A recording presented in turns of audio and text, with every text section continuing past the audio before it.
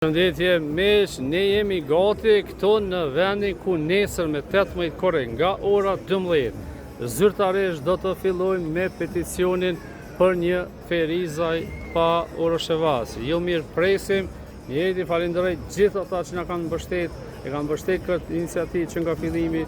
Falenderoj kryetarin e komunës Zoti Agim Aliu, falenderoj të gjithë kryetarët e gjitha partive politike në ferizaj dhe të minoriteteve.